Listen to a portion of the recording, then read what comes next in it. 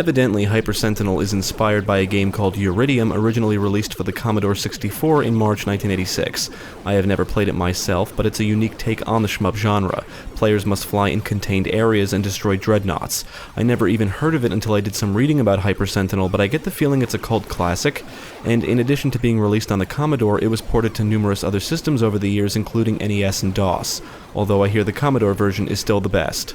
According to the game's Steam page, Hyper Sentinel was developed by 456 Pixel and Huey Games, and published by Huey Games. It was released in May 2018 for PC, Switch, Xbox One, and PlayStation 4.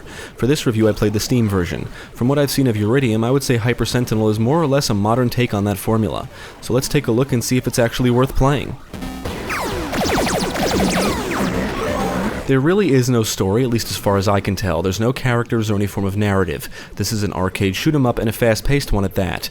The arcade mode is like the story mode, if you will, and you'll want to play through it to unlock the other modes for each sector. The entire goal of the game is to destroy alienoid space destroyers. You fly a Sentinel ship left and right and use the ship's boost engines to fly at high speeds. You can't shoot while boosting, but you'll want to utilize it to quickly escape death, or even to chase down a power droid. You'll be getting attacked from every direction, and switching left and right also doubles as dodging, but it's all about timing, otherwise you'll take damage. When you take damage, you lose energy, but if you can stay out of harm's way for long enough, your energy will regenerate, and that seems like a significant mechanic.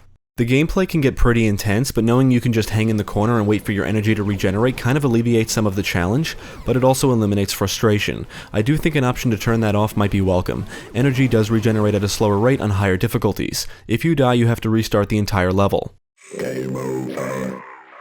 The Sentinel is equipped with twin laser cannons, but you can acquire bubble power-ups and power droids that appear throughout the levels. The bubble power-ups include an energy restore, which is like a health pickup, a shield that makes you temporarily invulnerable, and a smart bomb that clears the screen of enemies. The power droids are temporary weapon power-ups that are more powerful than your standard laser cannons. You can fire a bunch of green lasers, 3 explosive-type projectiles, some kind of ball and chain thing, a rear-fire weapon, and these 2 extremely powerful laser beams, and there's one that lays down a trail of what I think are explosives behind your ship.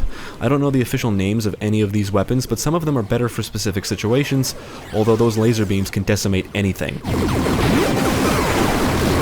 You won't know what power-up will spawn and when, so you will have to master dodging to truly be successful and stay alive. The game is all about high scores. Killing enemies rewards you with points, and killing multiple enemies in a row increases your multiplier. Your total score for a level is based on your performance, and the better you do, the better chance you have at reaching the top of the leaderboards.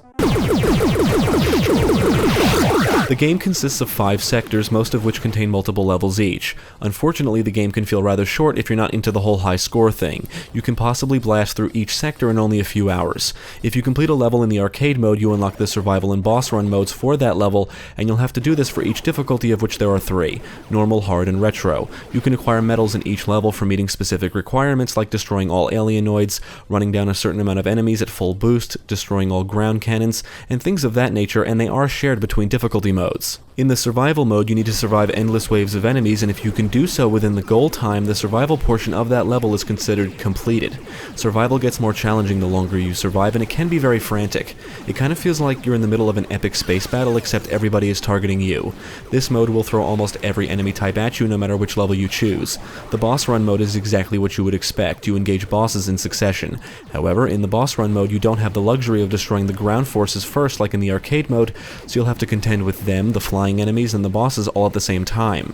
Bosses, or what the game calls guardians, appear at the end of every level in the arcade mode, and these battles are one of the highlights of the game. Most of the bosses are large, have multiple phases, and their own unique attack patterns. They are challenging, but as stated before, once you realize you can fly to a corner or the other end of the area and just wait for your energy to regenerate, you can basically cheese the guardians.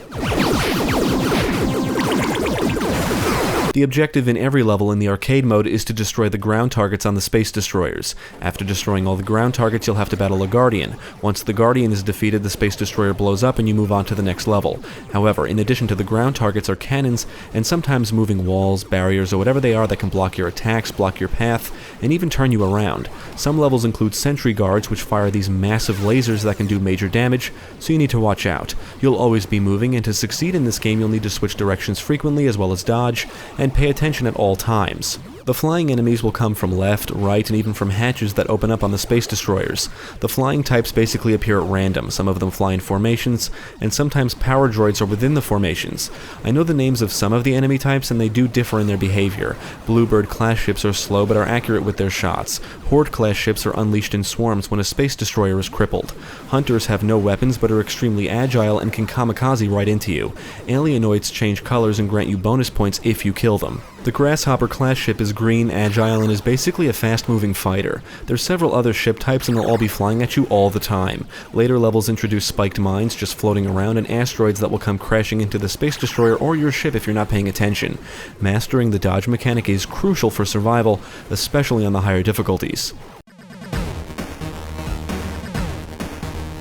Visually, the game has this whole 8-bit thing going on, so everything is pixelated and looks rather simple. It is pretty colorful and there's a bunch of visual filters you can apply if you so desire. There are some neat little effects like the lights emitting from the front of the Sentinel and enemy ships, parts of a space destroyer may be on fire, the scrolling background makes it feel as if all the action is happening at high speeds, parts of boss ships may glow, and you'll see a trail of smoke emitting from your ship when you're low on energy and boss ships when they're low on energy. I would say the entire visual presentation nails the retro look while adding a few touches to remind you it's a modern game.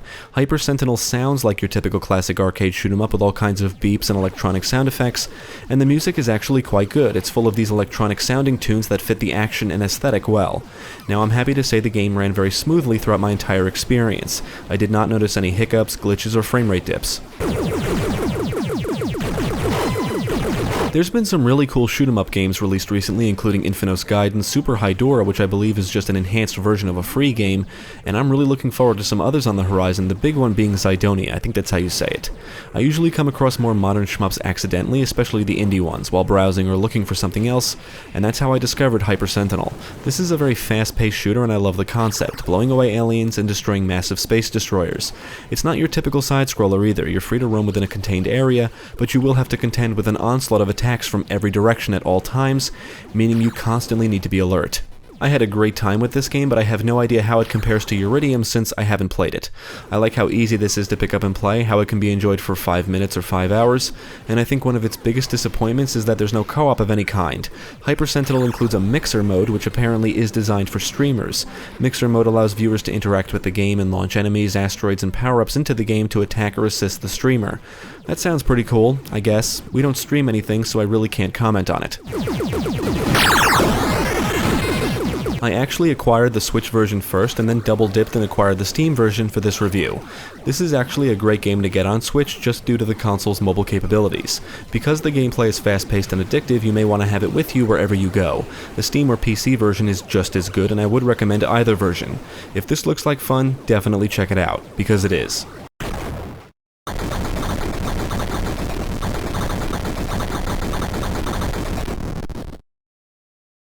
Thank you for watching. If you enjoyed this video, check out the rest of our channel, follow us at the links below, and you can also support us on Patreon. If you're interested in more gaming content, check out our friends over at GameCast.